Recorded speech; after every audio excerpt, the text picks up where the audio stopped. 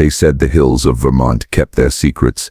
Stones piled into crooked walls marked boundaries long forgotten, and the ruins of hearths and cellars sank beneath moss and birch until even memory surrendered them to silence. Yet every so often, when spring thaw loosened the earth or a storm tore trees from the ridge, something was uncovered that was never meant to be found. What was revealed in 1851, hidden in the abandoned settlement of Cold Hollow, was not the relic of industry or pioneer striving, but a chamber of language and hunger so disfigured from human use that those who first entered it refused to speak of what they saw. Welcome back. Before we continue, like, subscribe, share. The incident that would later be known as the Davenport case began without spectacle. A hunting party chasing late-season deer stumbled upon a rotted cabin whose chimney still clung stubbornly to the slope. Such cabins were common in the Green Mountains. Families came, farmed rocky soil for a generation and left, but this one bore signs of recent disturbance. The snow at its threshold had been churned, and though the hearth lay collapsed, a faint smoke mark lingered in the rafters as though the last fire had burned not decades ago but weeks. Inside, little remained of ordinary life. No bedding, no cookware, no sign of farming or trade. Instead, the party found scraps of parchment scrawled with an alphabet that seemed both familiar and wrong. Letters curved and joined in ways that made reading them impossible. Beneath a trapdoor, hidden by rotten planks, stretched a chamber excavated directly into the clay. Its walls bore carvings of the same script, and in the middle of that underground room a chair stood bolted to the floor, its restraints stained dark. When state investigators were summoned, their first assumption was simple madness. Perhaps the family who built the cabin had been consumed by isolation, invented symbols to amuse themselves, and in their decline had turned to violence. Yet even in those first days, something resisted easy explanation. The documents carried names, repeated with the rhythm of genealogy.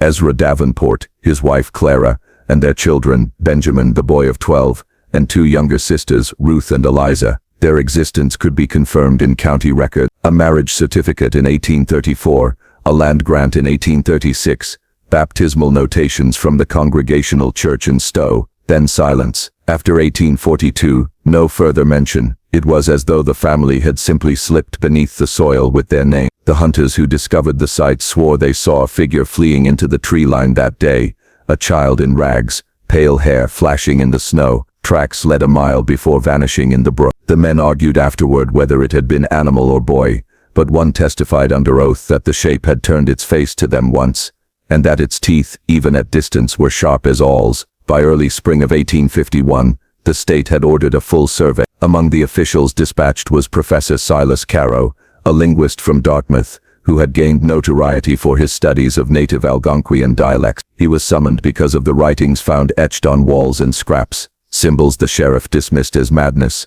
but which bore an unsettling consistency. Caro's first notes, preserved in the Montpelier archives, reveal a man at war with language itself. These inscriptions are neither invention nor cipher. They obey rules too rigorous for chance. I discern conjugations, inflections, declensions, yet no root in any known tongue. It is as if English had been dismantled and rebuilt in another shape, purged of compassion. From the beginning, the matter was treated with discretion. The state had no desire for rumor of cannibal rites or linguistic blasphemy to disturb its growing town. Records were marked restricted, witnesses sworn to silence, and the case was referred to by number only. Yet fragments slipped through, diaries of constables, Caro's later correspondence, stray lines in medical reports, that allow us even now to reconstruct the contours of what occurred. The first body recovered was Ezra Davenport's, buried shallow in the clay beyond the cellar. He was found partially dismembered, his bones bearing the unmistakable marks of deliberate butchery. His flesh had been removed in portions, clean cuts that spoke not of animals but of human instruments. When questioned, some investigators whispered famine, but the winter of 1850 had been mild in Cold Hollow.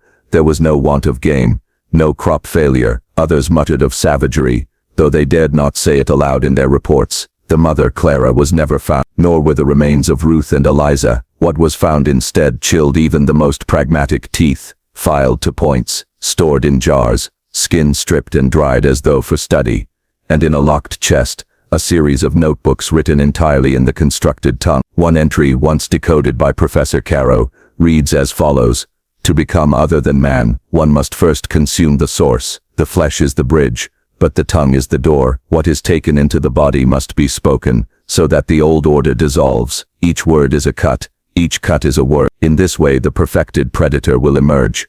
Caro underlined the phrase perfected predator in his translation, noting its recurrence throughout the text. He observed that the language itself seemed designed to erase certain moral concepts.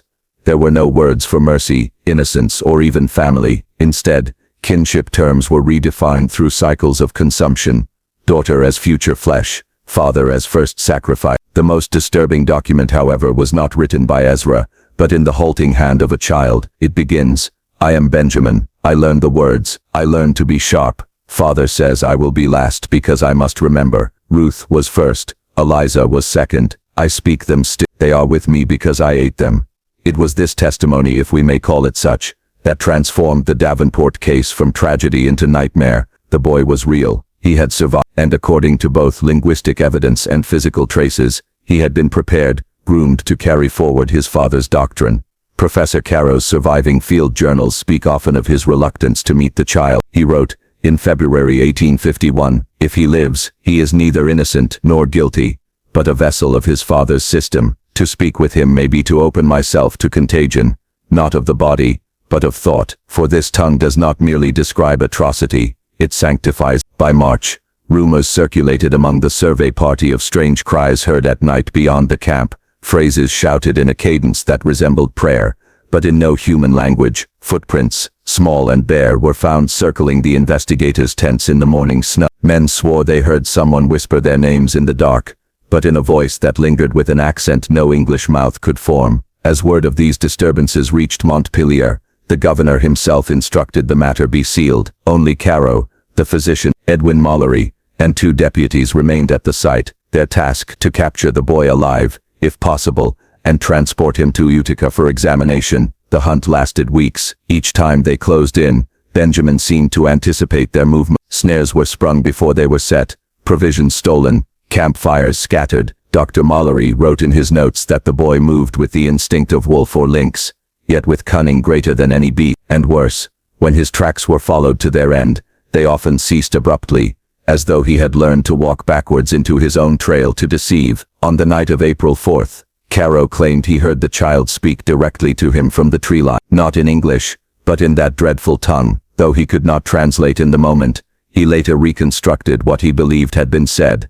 "You will eat your own words. They will live in you. I will teach you." Caro admitted he nearly fled the valley that night. Instead, he resolved to stay, believing that what he witnessed represented not mere madness, but a deliberate experiment in remaking human nature. Thus began what the records call the Utica confinement, though accounts differ as to how Benjamin was finally seized. Some say he surrendered willingly, walking into camp with calm eyes and blood at the corner of his mouth. Others insist he was trapped like an animal, bound, struggling and shrieking in his father's language until Either way, by mid-April 1851 the boy was transported east, under guard, to the state asylum. There the true work began, the attempt not only to heal or contain him, but to understand the system. Ezra Davenport had devised a system that made monstrosity into liturgy, language into weapon, and a child into something less than human, yet more than predator. The Davenports vanished from the earth, their farmstead razed, their names stricken from local memory, but Benjamin remained,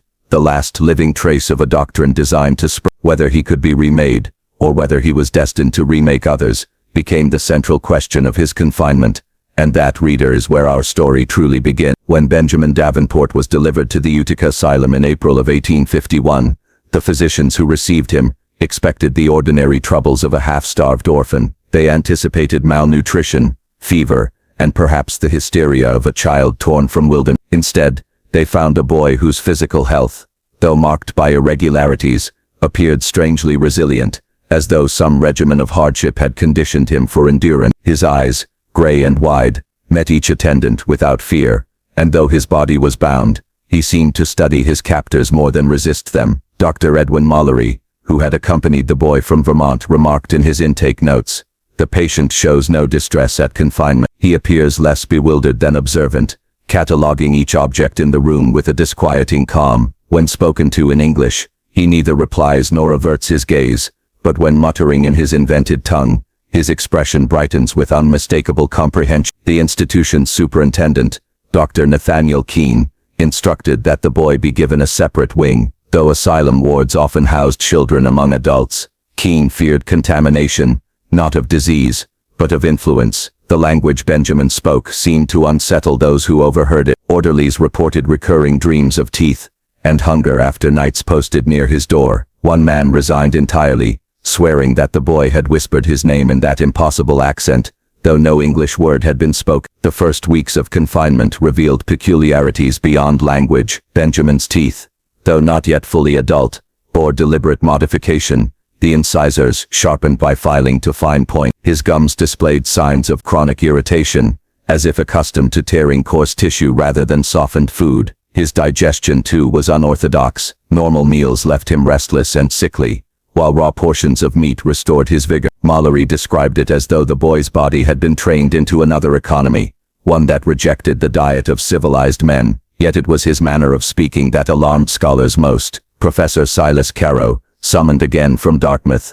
recorded hours of testimony. At first, Benjamin refused English altogether, responding only in his father's artificial tongue. Caro noted, "This system of speech possesses not only vocabulary but grammar of such rigor that I can no longer call it invention. It has categories foreign to English, verbs that collapse the distinction between eating and becoming, pronouns that designate kin by their order of sacrifice. It lacks all words for restraint, for mercy, for bonds of love. To speak in it is to strip oneself of those categories entirely." When Caro pressed him in broken phrases, Benjamin responded with evident delight, as though hearing his father's voice echoed back. The boy corrected pronunciation with fastidious precision, shaping Caro's mouth with his small fingers to force proper inflection. What disturbed Caro most was not the strangeness of the words, but the warmth with which the child taught them, as though instruction were affection, as though indoctrination were the very bond between father and son. Gradually, more fragments of the Davenport household surfaced, some from the notebooks seized at Cold Hollow,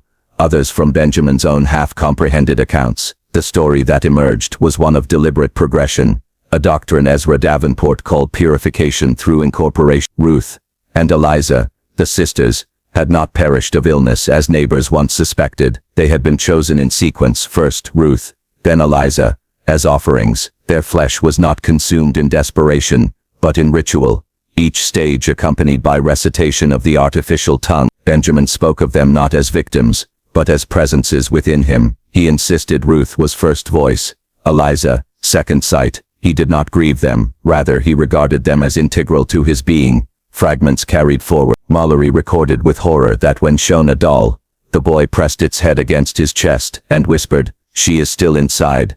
In the journals, Ezra justified these acts with fevered logic. He wrote that normal language bound men to weakness. The words mother, child, kin imposed obligations that dulled the will. By constructing a new tongue, stripped of such categories, he claimed to liberate his family from morality's chain. In this scheme, each act of consumption dissolved an old bond, while forging a new one of predation. Caro, translating late into nights by lamplight, confessed in a letter to his wife, "I find myself thinking in their category. Already I struggle to recall the simple weight of the word innocence. In this tongue, there is no such thing. There is only flesh offered, or flesh spared. If I linger much longer, I fear I may forget what I came here to preserve." Authorities, alarmed by these findings, debated how far to pursue them. Some argued the boy should be executed quietly, his father's writings destroyed, the valley erased from record. Others, led by Keene and Caro, insisted that suppression would waste an opportunity to study the extremities of human malleability. Here was proof that language itself could recast morality, that a family, isolated yet deliberate, could be refashioned into a predatory order, through words alone. Benjamin meanwhile thrived under observation. He showed aptitude in memorization, could repeat entire passages after a single hearing, and displayed uncanny sensitivity to the weaknesses of those around him. One orderly confessed that after weeks of guarding the boy, he divulged secrets of his childhood he had not spoken in decades, drawn out by Benjamin's patient silence, his piercing stare, and the occasional softly muttered phrase in that alien tongue. It was as if the boy carried within him not only appetite but persuasion, bending others without force. Dr. Mallory feared contagion. He argued in reports that prolonged contact with Benjamin risked a spreading of categories, whereby those who studied him too closely would adopt fragments of the Davenport world. He noted subtle shifts in Caro's behavior, an increasing impatience with ordinary language, a tendency to describe colleagues in terms of use and weakness. Keene dismissed these worries as fatigue, yet Mallory pressed that the danger was real, that what Ezra had created was not merely ritual, but a tool designed for replication. The deeper secret came with the discovery of a final notebook, misfiled among ordinary asylum paper. It was Clara Davenport's, written in hurried English before her disappearance. Her words revealed that she had not been ignorant, nor fully complicit. At first she believed Ezra's project a harmless eccentricity, a diversion in the isolation of the mountain. But when the children were drawn into his system, when Ruth fell sick and Ezra declared her ripe for offering, Clara resisted. She tried to flee with Benjamin and Eliza, only to be intercepted. Her entries describe beatings, confinement, and finally resignation. He tells me the tongue will wash them clean. He tells me Ruth is not gone, that she lives in us. I hear Benjamin speak words I cannot grasp, and when he smiles, I know she is in him. I cannot stop it. Perhaps he is right. Perhaps we are becoming other. The journal ended abruptly. Whether Clara succumbed or was herself consumed, no record revealed. By midsummer of 1851, the asylum faced a dilemma without precedent. Benjamin could not be released. His conditioning made him dangerous, his worldview irreconcilable with society, yet to confine him without engagement seemed wasteful. Caro pushed for structured interviews, Mallory for medical examinations, Keene for experimental re-education through immersion in ordinary English. The boy, ever watchful, appeared to understand that all eyes were upon him, and he played his role with unsettling patience. Visitors reported that when Benjamin smiled, he showed too many teeth. When he laughed, it was at moments no one else found amusing, when a patient screamed in another ward, when a guard dropped a tray, when Caro stumbled over an English phrase as though it were foreign to him. It was not mockery but recognition. Benjamin seemed to hear in every accident a confirmation of his father's vision, that the old language was breaking, that the new one was already pressing against the world. Thus, what began as an investigation into a family's disappearance became something darker, a study not of madness alone but of deliberate transformation. The Davenports had sought to create a predator not through blood alone but through thought, through speech, through categories that unmade compassion, and in Benjamin they had succeeded, at least in part. For the officials who read the reports, the question became unbearable. Could such a system spread? Could others exposed to the tongue begin to think as Ezra intended, to see kin as fodder, morality as weakness, hunger as sacrament? If so, then Benjamin was not merely a child to be contained, but a contagion to be quarantined at any cost. The first whispers of eradication began to circulate, but even as officials debated, Caro continued his study, pressing deeper into the grammar, believing that only by mastering it could he undo it. In this, perhaps, he repeated Ezra's error, trusting that knowledge of the tongue could be wielded without being transformed by it. For Benjamin, meanwhile, time itself was a teacher. Each day among the doctors, each night behind his cell door, was another chance to refine the role his father had designed for him, the vessel, the inheritor, the missionary of a language that should never have been spoken. The records of Utica preserve more detail from the autumn of 1851 than from any other period in the Davenport case. By then the novelty of Benjamin's arrival had passed. The asylum's governors expected results, and Keene, ever mindful of reputation, sought to demonstrate that the institution could turn the darkest aberration into useful knowledge. To that end, the boy's life became a regimen of experiment. Daily routines were measured, catalogued, adjusted. Food trials continued, grains, broth, and cooked meats, producing malaise, while raw portions revived him with unsettling efficiency. Mallory attempted to wean him through gradual blending, but the boy sensed the deceit, sniffed each bowl and refused until given what his body demanded. Caro insisted this was proof of deep conditioning. Benjamin's instincts had been rewired so thoroughly that hunger itself had been made selective, moralized in the new tongue. The records note that orderlies disgusted by these feedings were rotated weekly to prevent desertion. Yet the boy thrived.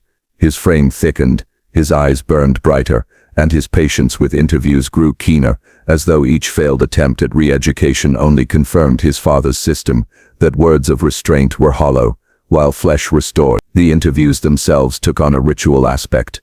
Caro designed phonetic tables to map the structure of Ezra's invention.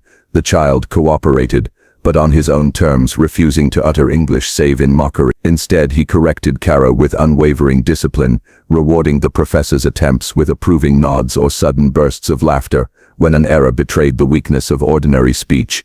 What unnerved Caro most was not failure but progress. Within weeks, he could form sentences intelligible to Benjamin. Within months, he began dreaming in fragments of the tongue. His letters, once warm with scholarly curiosity, cooled into clinical pronouncements. He wrote to Keene, "English has no term for what I feel when I speak it. It is not joy, nor pride, but a sense of becoming aligned. Words no longer describe, but enact. Each utterance is a transformation, and in transformation lies freedom." Ezra Davenport was not mad. He was premature. Mallory, reviewing these letters, warned the superintendent that Caro himself was slipping. His handwriting had grown jagged, his notes increasingly interlaced with untranslated phrases. Yet Keene, unwilling to halt what promised to be a landmark study, dismissed the danger. Knowledge, he argued, must be pressed to its limit, even if those who carried it bent under the strain. Other experiments probed more directly at Benjamin's nature. In late September, Mallory drew blood, hoping to study irregularities of composition. The boy did not flinch. He extended his arm as though offering tribute. The sample, once examined, revealed an elevated clotting factor, peculiar density of corpuscles, and a faint but persistent odor of iron. Mallory suggested these might be adaptations to a raw diet, though the speed of such changes defied natural explanation.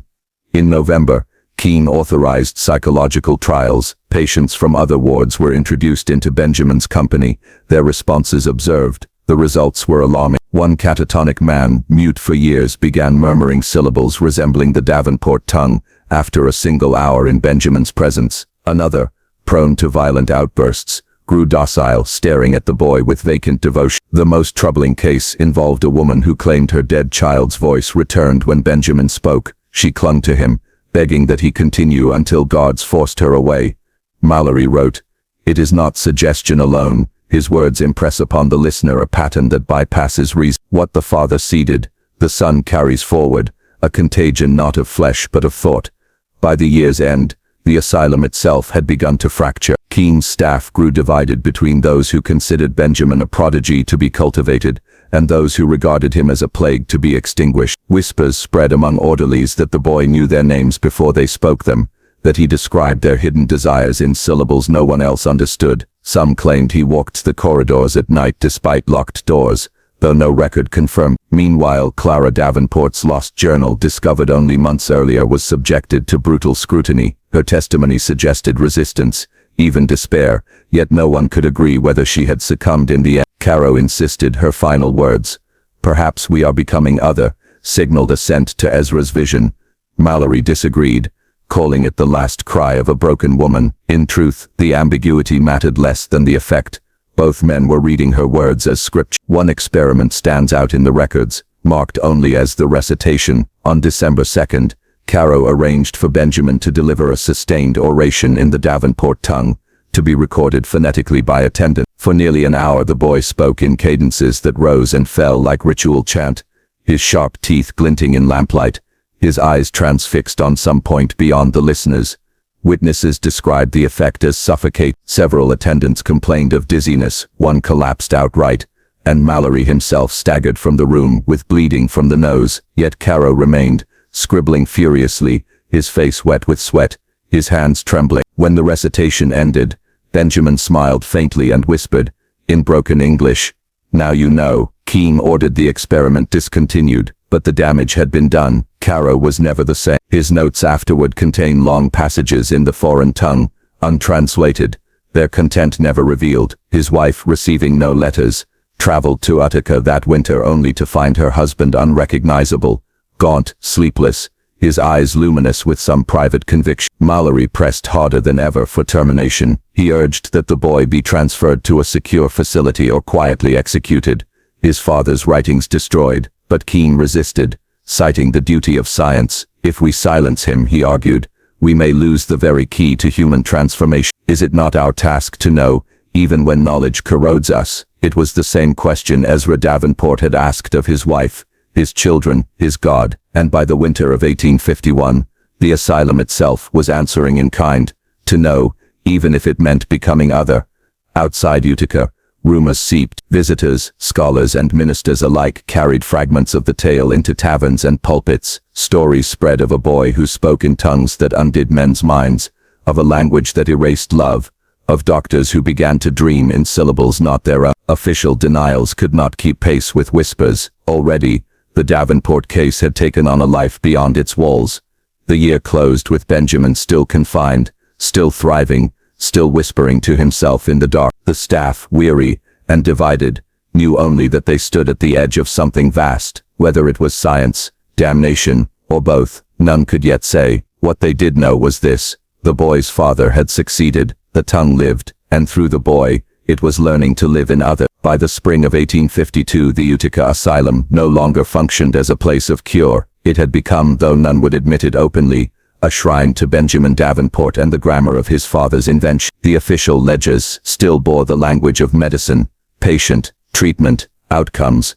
But between the lines lay another story, one of staff undone, of categories corroded, of knowledge curdled into devotion. Keene's superintendent wrote in April that the patient thrives and demonstrates high retention. He did not record that attendants had begun echoing fragments of Benjamin's speech, unconsciously, their mouths forming shapes in sleep. He did not note that one orderly, awakened by his own muttering, clawed his throat bloody in terror at what syllables he had released. Such details circulated only in whispers, confined to the margins of correspondence, half believed, half feared. The wider community of Utica sensed something amiss. Families of attendants complained their sons and husbands returned home, altered, more withdrawn, more exacting, their words clipped by strange inflection. Sermons denounced the asylum as a place where Babel is reborn. Yet Keene, armed with state funding and the rhetoric of science, dismissed the unrest as superstition. Fear, he wrote, is the last refuge of those who would keep man from progress.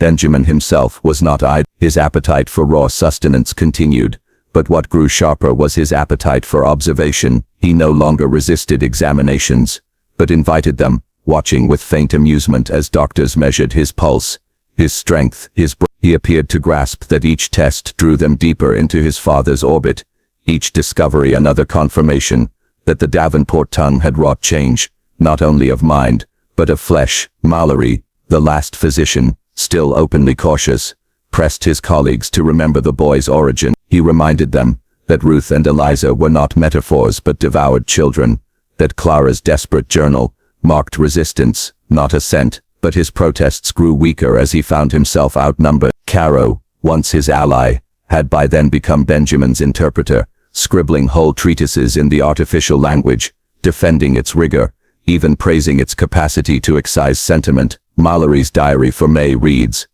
"Caro is lost too. I see it in his eyes, the way he corrects my words, the way he flinches when I speak of love or mercy. He insists these are illusions. He does not hear himself. When he writes in that script, it is as though Ezra himself is risen in his hand." A cache of documents discovered decades later in the Keene family estate provides further illumination. Among them was a draft circular, never published, in which Keene proposed an official department of linguistic pathology. He envisioned a new discipline that would treat language not only as a vessel of meaning, but as a vector of disease. The Davenport case, he argued, demonstrated the possibility of grammatical contagion, the reshaping of human faculties through deliberate restructuring of speech. The draft closed with a chilling line: "If one father, in the solitude of Vermont, could fashion such a tongue, then what might a state, or a nation, achieve if guided by science?" This ambition, though never publicly voiced, reveals the true. What began as horror in a mountain household had become,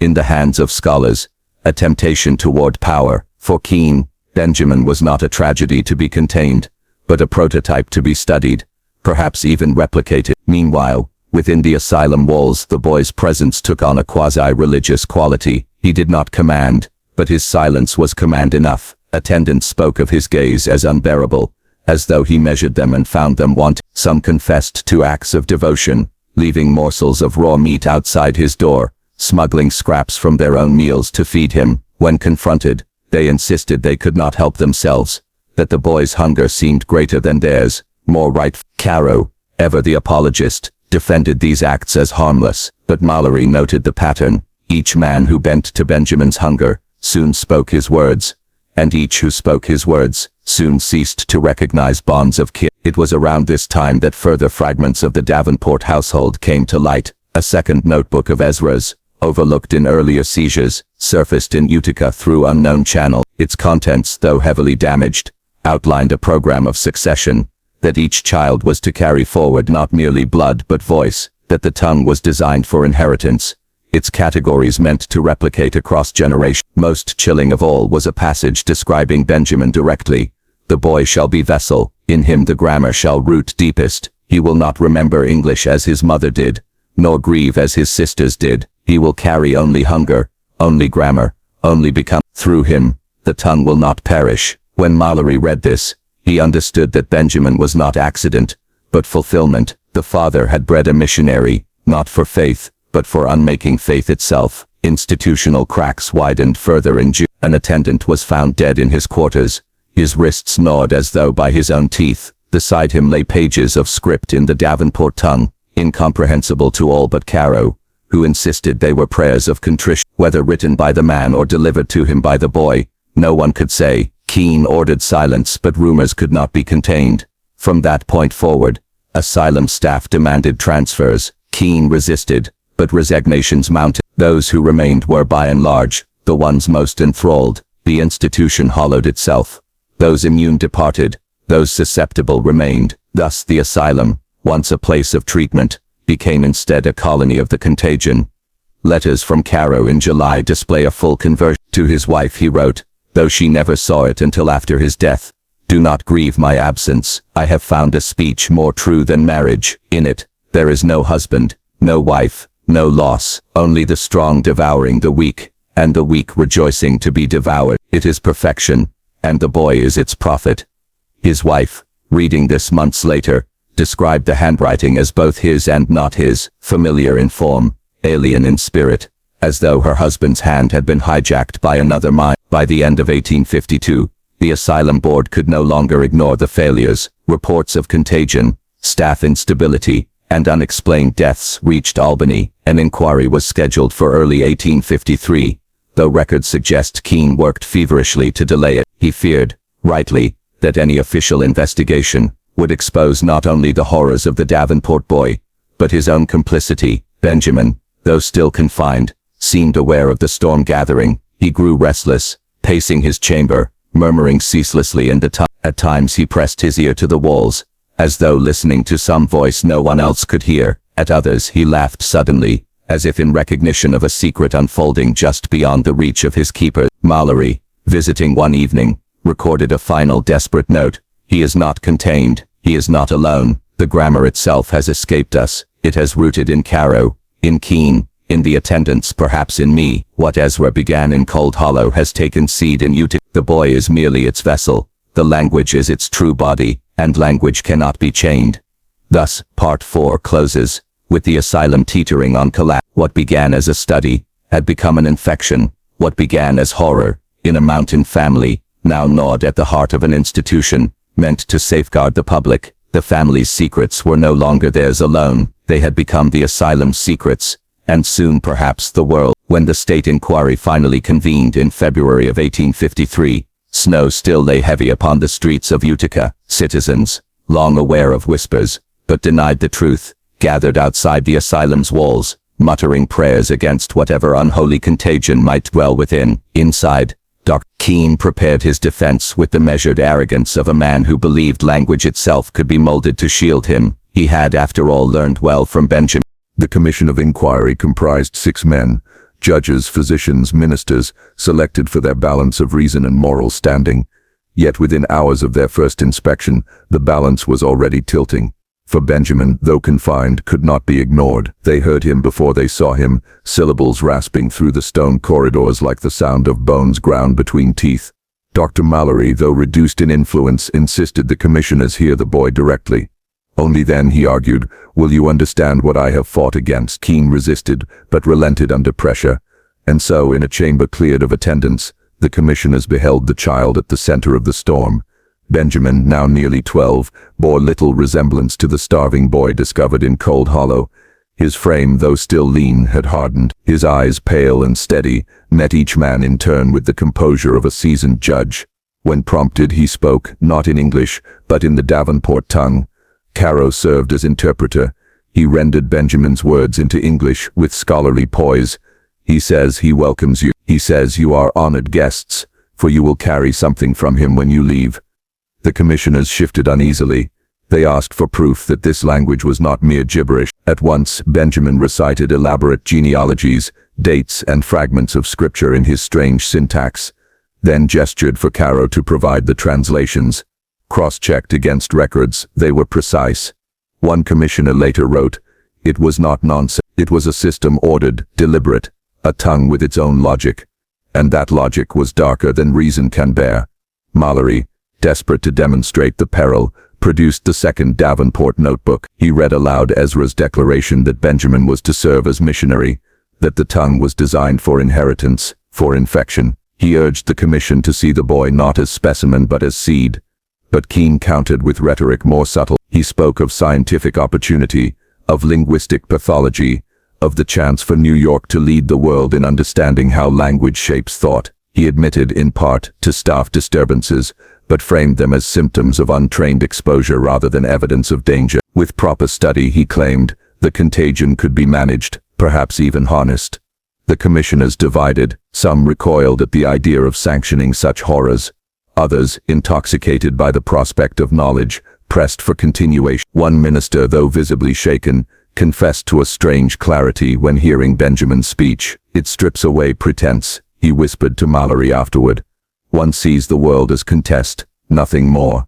Terrible, yes, but true." As debate raged, events inside the asylum undermined the very notion of control. In March, 2 attendants vanished, their beds unslept in, their effects abandoned. Searchers found traces of blood leading to the tunnels beneath the asylum, remnants of meat, and scraps of writing in the Davenport script. Whether the men were victims or willing initiates could not be determined. Weeks later, a matron collapsed mid-shift, speaking only in broken syllables of the tongue, her English seemingly erased. She clawed at her colleagues, crying in words none could translate, until Caro rushed in, nodded gravely, and murmured back in Benjamin's language. She quieted instantly, as though soothed by lullaby. Afterward, she could not recall her English prayers, nor the names of her children.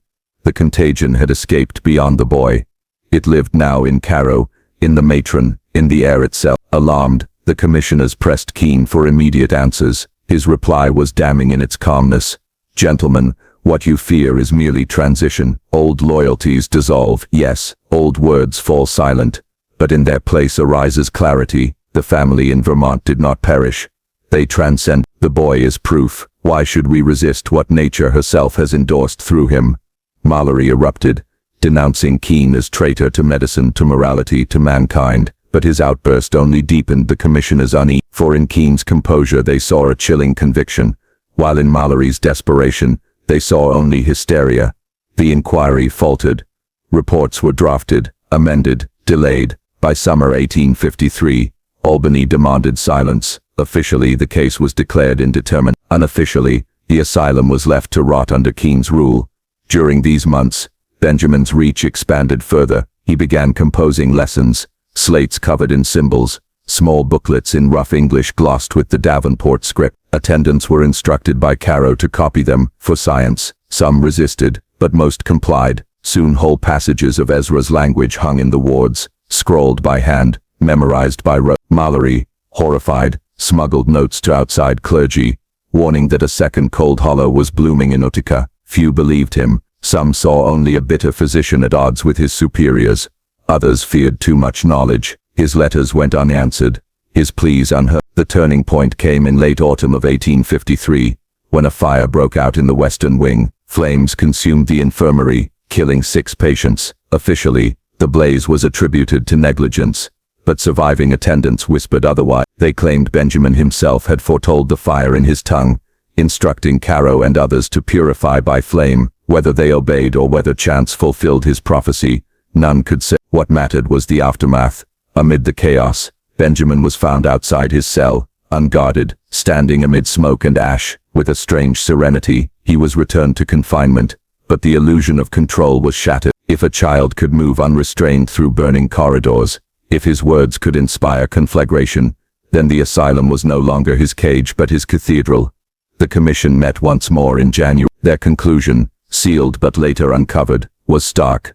The patient cannot be rehabilitated, the staff cannot be trusted, the institution is compromised. Further study risks contamination, not only of medicine, but of the body politic. Containment must be absolute. The boy must not be permitted to survive to maturity. Yet even here, silence prevailed, for though the commissioners agreed in private, they balked at public exposure. To admit such horrors would be to confess failure of state, church and medicine alike. Better, they decided to seal records, suppress testimony, and let the asylum bury its own shame. But the burial was incomplete. Fragments leaked, letters to families, rumors among dismissed attendants, strange prayers muttered in Utica taverns, reports of men gnawing raw meat in alleys, of children inventing gibberish games that echoed the forbidden tongue, always denied, never proven, yet persistent. By mid-decade, Benjamin remained within Utica, older, stronger, his voice deep. Keene continued to defend him, Caro to interpret him, Mallory to despair. Outside, the town whispered, the state averted its eyes, and the language, though forbidden, was already loose, half-heard, half-learned, but alive.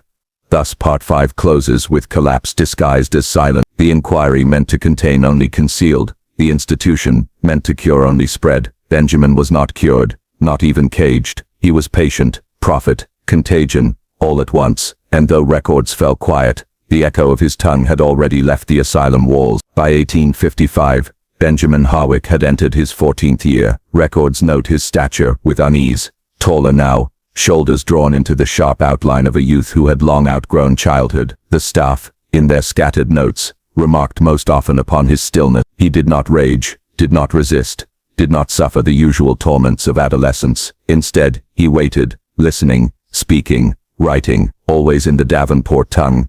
It was this stillness that unnerved the attendants most. Other boys shouted, wept, rebelled against confinement. Benjamin sat cross-legged upon his cot, whispering syllables that cut the air like blades. It was not passivity but patience.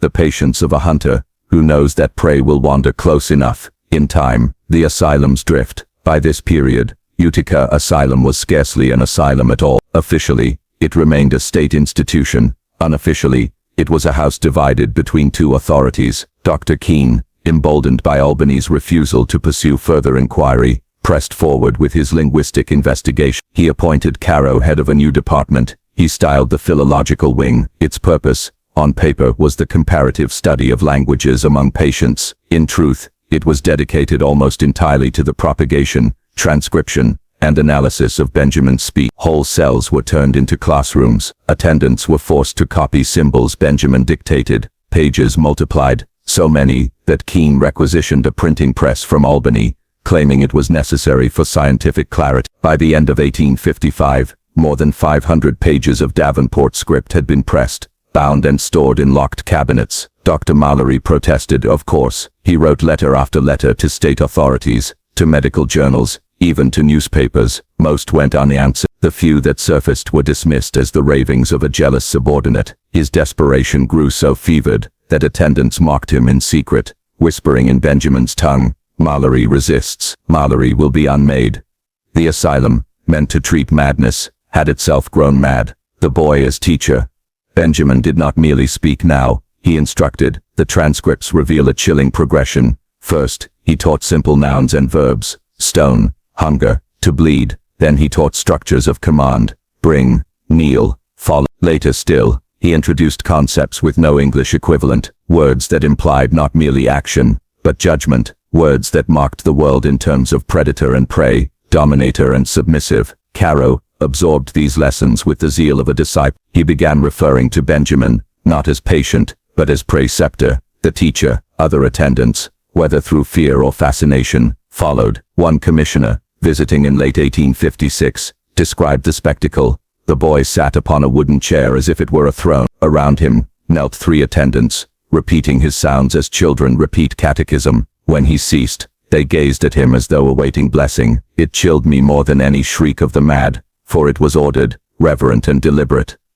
Mallory's decline. If Benjamin's strength grew, Mallory's ebbed. By 1857, his notes reveal a man fraying at every seam. He recorded dreams in which Benjamin stood at the foot of his bed, reciting scripture in the Davenport tongue, until the words turned to act. He wrote of walking past patients' cells only to hear them muttering syllables they could not possibly have been taught. Most hauntingly, he began to doubt his own tongue. His journals show slips, English sentences fractured by stray Davenport words. At first he crossed them out, later he left them uncorrected. By the end of his life, for Mallory would not live to see 1860.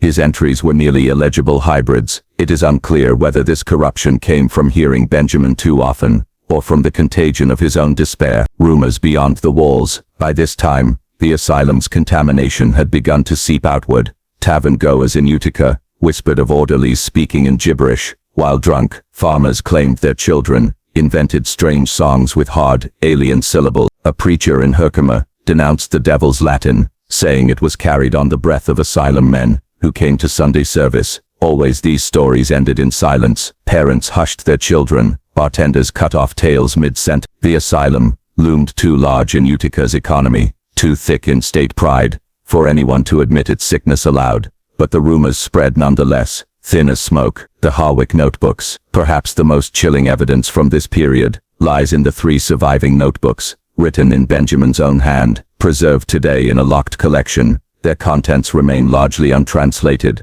though fragments have been rendered by linguists. One passage, glossed by Caro himself, reads, "He who holds the word, holds the marrow. He who gives the word, gives dominion. Without the word, the body is meat. With the word, the body is vessel." Another describes a ritual of silence, in which adherents must abstain from speech for 7 days before reciting a prayer that empties the self. Scholars have argued over whether these passages represent theology, philosophy, or madness. What is certain is that they were not the idle doodlings of a child. They bore grammar, system, continuity, the marks of deliberate construction. The vanishing of Mallory. On the night of November 2, 1857, Dr. William Mallory disappeared. His room was found in disarray, his trunk packed as though for flight, yet he left no trace of departure, no horse hired, no stagecoach ticket purchased. The only clue was a single sheet of paper, pinned to his desk, bearing a line in Davenport script. He calls, I. His body was never found. The asylum's ledger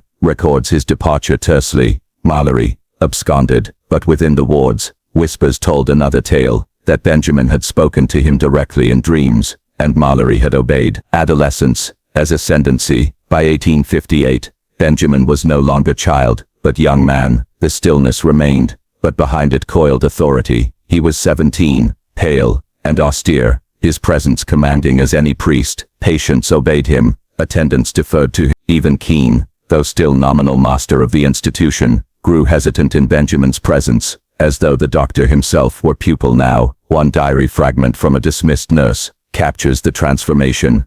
When he enters a room, it is as if the air holds its breath. He speaks, and men bow without knowing why. They say he has never raised his hand in violence, yet all who oppose him vanish. It is not his strength but his speech that binds. He does not shout, he whispers, and the whisper becomes law. Seeds beyond Utica. In the closing years of the decade, strange occurrences were recorded beyond the asylum's reach. A small congregation in Syracuse was disbanded, after parishioners began chanting unfamiliar syllables during Mass. A school teacher in Rome, New York, was dismissed for introducing invented declensions to his students. A group of canal workers in Utica were arrested after brawling, their only explanation a phrase repeated in unison. He orders, we obey. Each incident was small, swiftly suppressed, but together they formed a pattern too grim to ignore. Benjamin Harwick's language, born in Cold Hollow, and cultivated in Utica, had begun to root itself in minds unbound by stone walls. By the opening months of 1859,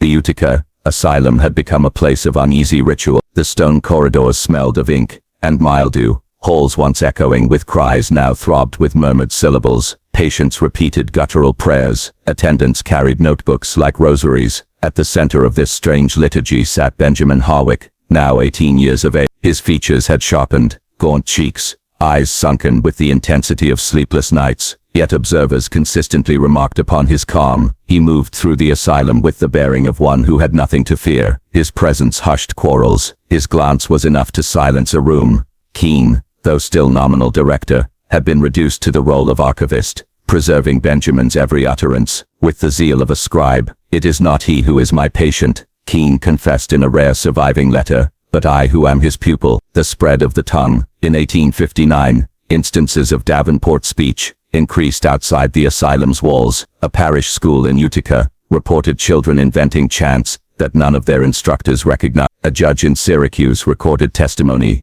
in which a witness, under stress, lapsed into gibberish, until a former asylum attendant in the gallery murmured that he understood every word. Merchants complained of dock workers forming cliques, who spoke only in the Utica jargon. Drunken brawls broke out with cries in the alien tongue. One letter to the Albany Argus described the asylum as a furnace belching smoke into the very air we breathe. Whether these were exaggerations or not, the effect was real. The asylum's peculiar contagion had entered public rumor, if not public record. Keene's ambition. By this time Keene envisioned himself at the helm of a new science. His personal journal, now sealed at the state archives, speaks of linguistic biology, the idea that speech could alter the body, as disease alters flesh. He argued that the Davenport language was not merely communication, but a vector. He planned to publish, but each attempt collapsed. Proofs sent to Boston printers returned with claims of unintelligible type. Manuscripts, mailed to Philadelphia, vanished. By 1860, Keene grew paranoid, suspecting sabotage from Albany, Mallory's former allies,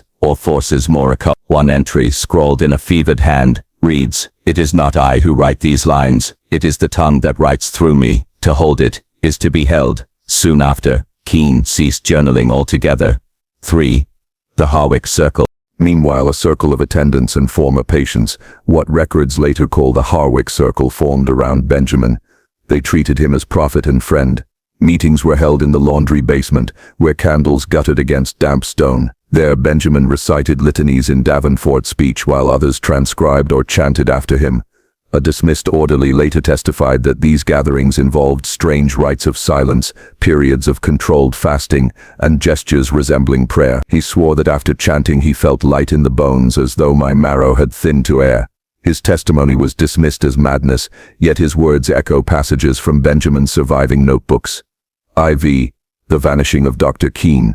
In May 1860, Utica awoke to scandal. Jonathan Keene, longtime superintendent, had disappeared. His office was found in order, his desk neat, his manuscripts locked away. Only one anomaly marred the scene. Upon his blotter lay a single sheet of paper covered in Davenport script. The page has since been lost, but a clerk who glimpsed it claimed it was not writing at all but a map. Lines intersected in patterns like veins or rivers. At the page's center, circled in ink, was a word the clerk could not pronounce.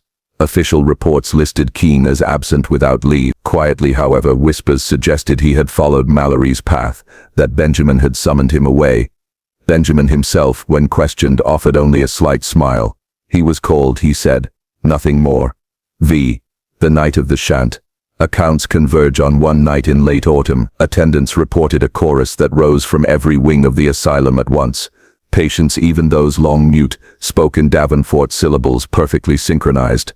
The sound carried beyond the stone wall. Farmers working night harvests 2 miles away swore they heard a drone like bees, a low tide of sound that made their cattle uneasy. When the chanting ceased, silence pressed upon the asylum like a weight. Many attendants resigned the following week, unable to endure what they called the liturgy of the damned. V. The disappearance of Benjamin Harwick. Then came 1861. Records falter here. On February 19th, Benjamin was seen in his cell at dawn. By evening roll call, he was gone. No door unlatched, no window broken. Guards swore their posts had not been abandoned. Yet the cot lay empty, its sheets folded with precise care. A single phrase had been carved into the wall above the bed frame, etched shallow but clear. "The vessel walks." Panic erupted. Searches scoured the asylum, then the city. Rewards were posted. Handbills printed. Yet Benjamin Harwick was never found. Some claimed to glimpse him in the weeks that followed. A youth in black walking the Erie Canal towpath, speaking softly to himself, a gaunt figure riding a stagecoach west, silent as stone. None of these sightings were verified. By spring the search was abandoned. The asylum resumed its work under new management, though stains lingered in its corridors. The Harwick Circle dissolved or went underground. No one knows for certain. 7. The records sealed in 1862. The state moved to seal all documents relating to Benjamin Harwick. His notebooks, Transcripts and medical files were locked away under order of the governor. Public explanation cited protection of families concerned. Privately, it was understood that the Harwick case had grown too volatile, too contaminated, to remain in daylight. Even so, fragments escaped, copies smuggled by former attendants, recollections whispered in taverns, half-remembered syllables passed between children. The contagion had never been wholly contained. What remains? Today, in scattered archives, scraps of the case still surface. A sheet of script in Syracuse, a medical note in Albany, an eyewitness testimony buried in Utica's courthouse. They point to a truth more disturbing than disappearance. Benjamin Harwick had not simply fled. He had entered the world, his language traveling with him, carried on lips too eager to repeat, too weak to resist. The boy who spoke a language that should not exist had reached manhood, and then unmoored himself from the walls meant to hold him. And what he left behind was not silence, but echo.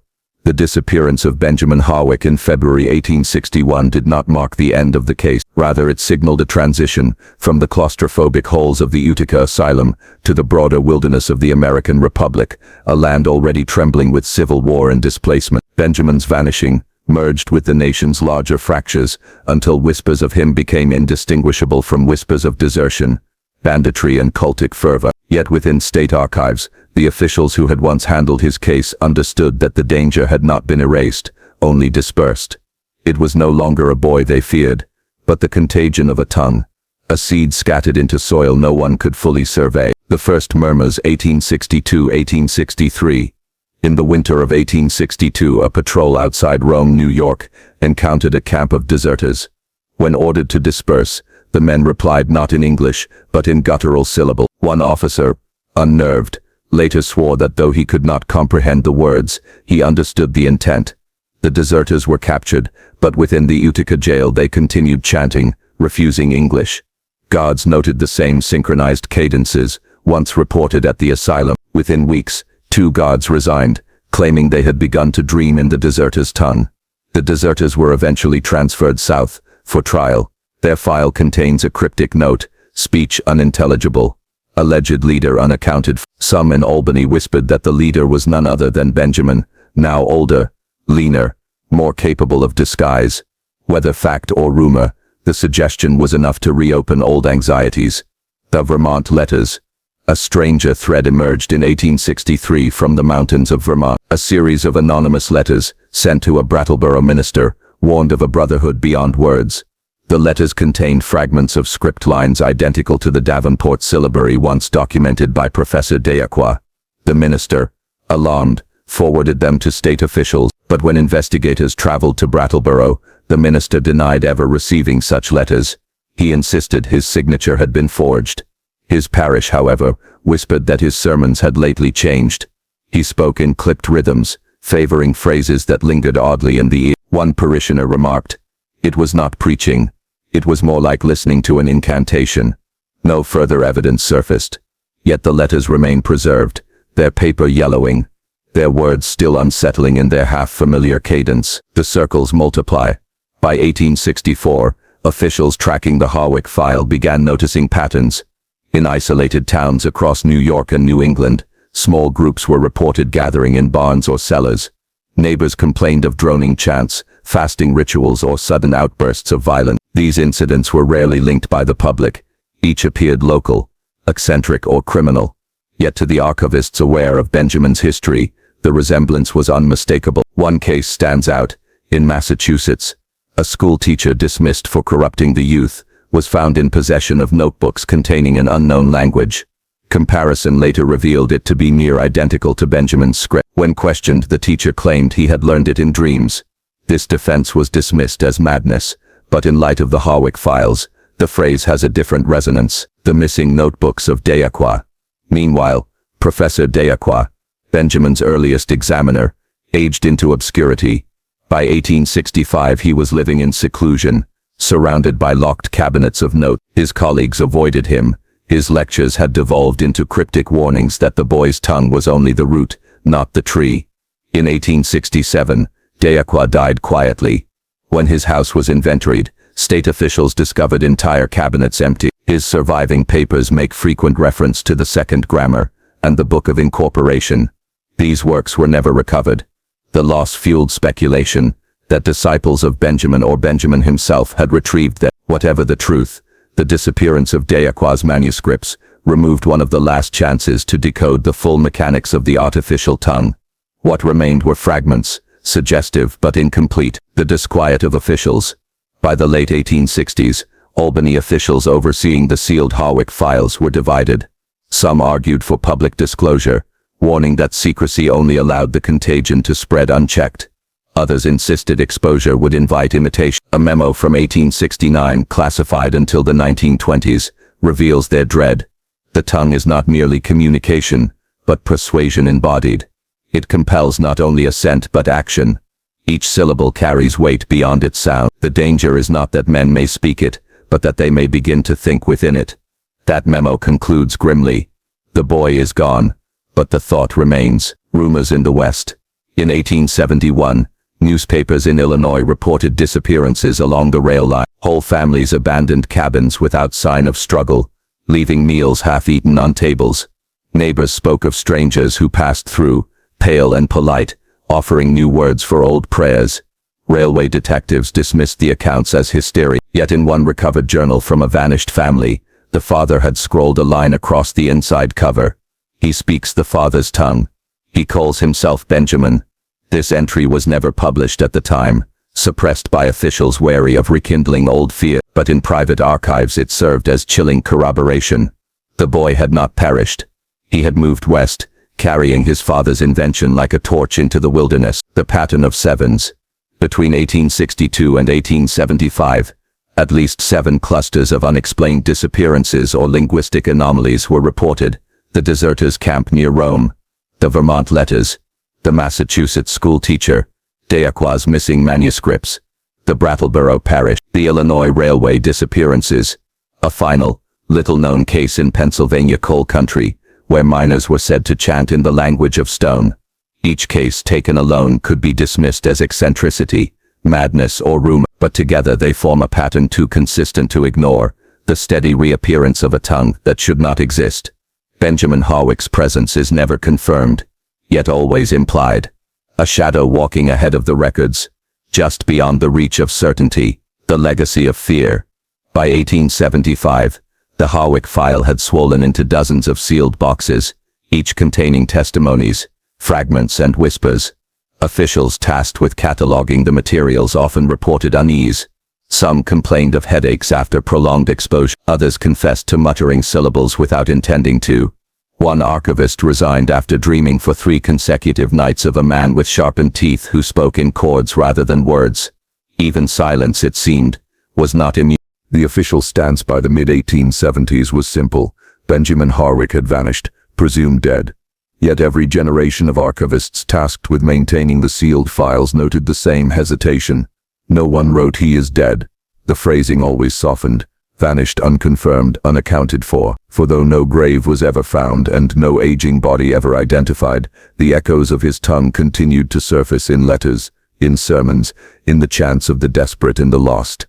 The boy had become a ghost, not of flesh but of language, a contagion woven into the very fabric of human thought, whispering in corners, waiting for lips willing to shape its syllables again. And perhaps that was Ezra Harwick's vision from the start. Not a family, not a cult, not even a son, but a language unbound, seeded into the cracks of civilization, sprouting wherever silence and hunger made fertile ground. Benjamin's disappearance was not an ending. It was a dispersal. The autumn of 1856 brought with it a storm of a peculiar kind. Not merely the winds that rattled the panes of the Harwick estate, but a convergence of men and minds who had sworn quietly and with the weight of conscience to confront the boy at the center of it all. Benjamin Harwick, no longer the fragile child of discovery, had grown into something older, stranger, and less easily dismissed. His eyes, once wide with frightful wonder, now glimmered with the surety of someone who knew he could not be understood, yet also could not be silenced. Dr. Lewin's journal from October 17th records the meeting of 6 men within the great library of the estate. Lewin himself, Reverend Godfrey, Professor Henriksen, 2 constables from the parish, and William Harwick, Benjamin's uncle. The boy was brought in under the guise of examination, though all present understood that this was not merely to observe him, It was to finally demand some reckoning with what he was or what he represented. The storm rattled the glass. Candles smoked as though the air itself objected to illumination. Benjamin sat, spine unnaturally straight, his hands folded in front of him with an air of composure more suited to an aged scholar than a boy of 16. His lips trembled, not from fear but from some private utterance of words forming before sound. When Lewin attempted to ask him, gently, whether he understood the danger he posed to his own kin, Benjamin smiled in silence. It was a slow, deliberate smile, curling at the edges as though he were mocking the physician's attempt at kindness. Professor Henriksen then pressed forward, opening his folio and displaying the scrawled copies of Benjamin's speech from previous year. He read aloud the words no scholar had translated, his tongue stumbling over their guttural turns. The moment the syllables left his mouth, Benjamin's smile faltered. He raised his head sharply and uttered a torrent of phrases in the same language, quick and guttural, but threaded with a rhythm that made the glass quiver in its frame. Reverend Godfrey cried out, declaring the boy an instrument of deception, that the devil's tongue itself had taken root in the Harwick line. One constable reached for Benjamin's arm to restrain him, but recoiled immediately as though burned, insisting afterward that the boy's skin was unnaturally cold, like the dampness of grave earth. The confrontation escalated, when William Harwick, pale with desperation, placed a hand on the table and demanded that Benjamin either reveal the source of his words, or be cast from the family entirely.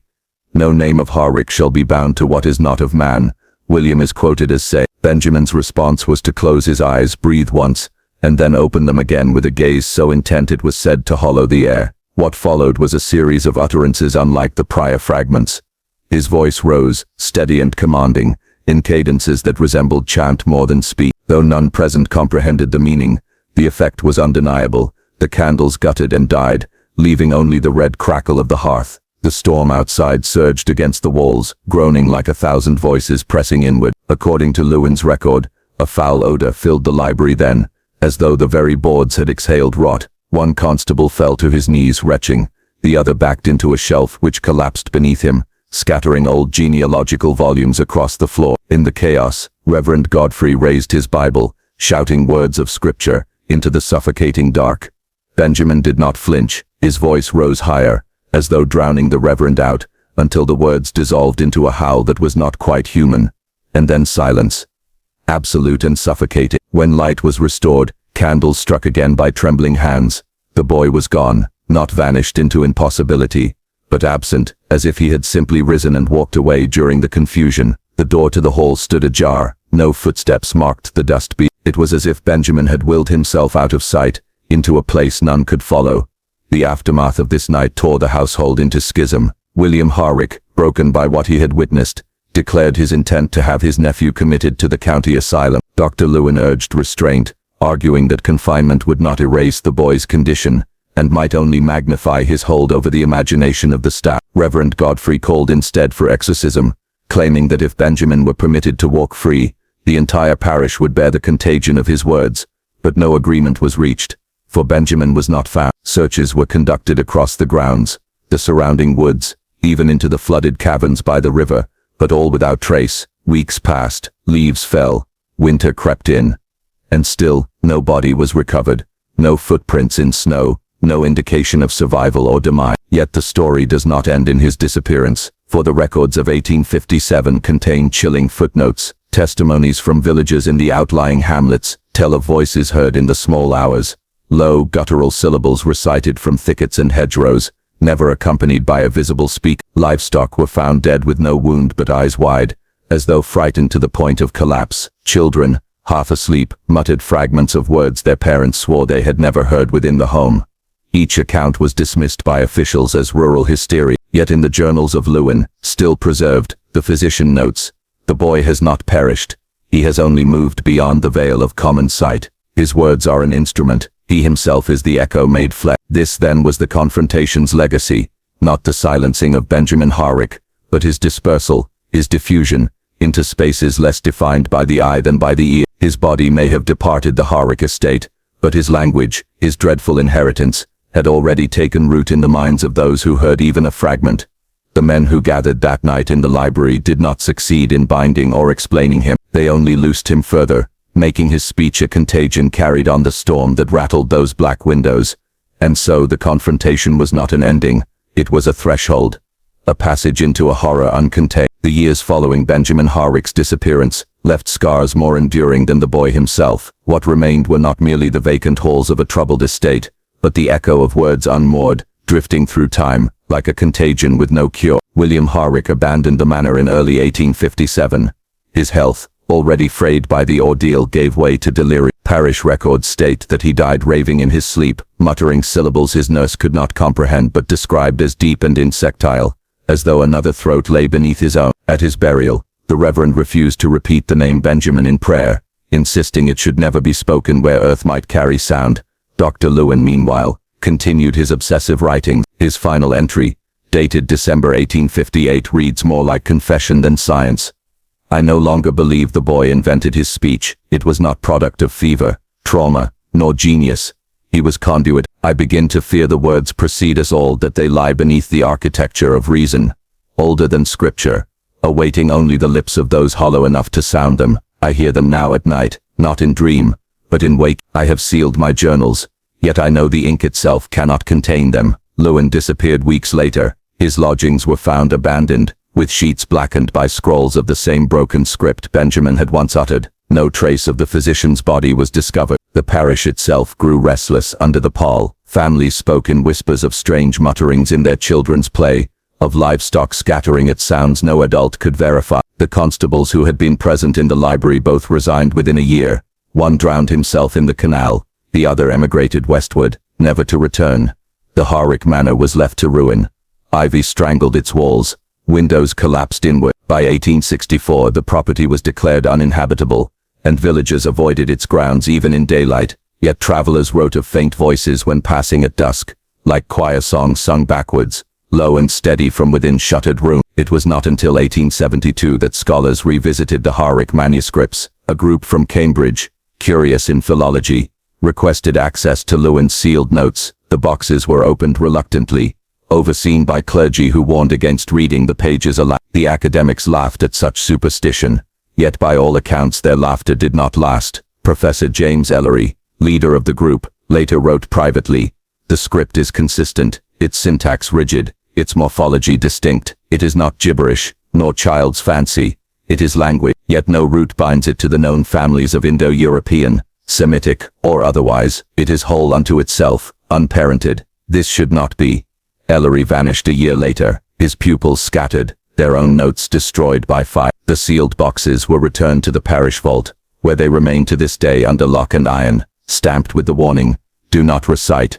The Harwick line did not outlast its curse. By 1889, no direct heir bore the name. What cousins survived changed theirs, fearing the weight of its syllables, and yet in letters, in diaries, in the quiet terror of rural testimony, the boy's words persisted. A farmer's wife claimed to hear them when her child lay fevered.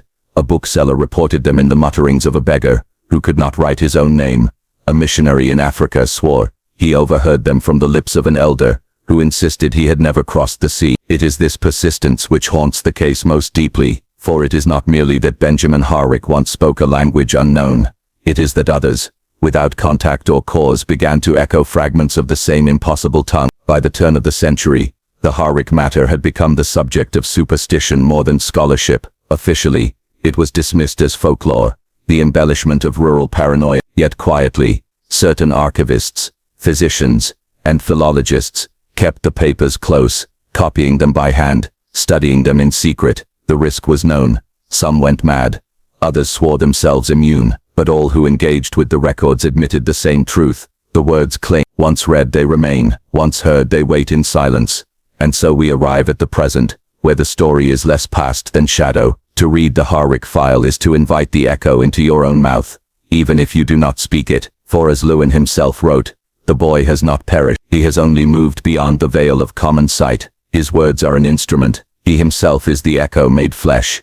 Benjamin Harwick did not die in 1856. He was not silenced, not contained. He dissolved into the language he carried. That language still exists, patient, hungry, waiting for the next hollow vessel to give it shape. And perhaps in reading these words now you have already begun to hear it. Do not repeat them. Do not let the shape of your lips form the syllables, for once spoken, they do not leave you. They take root, they grow, and Benjamin Harwick will know your name.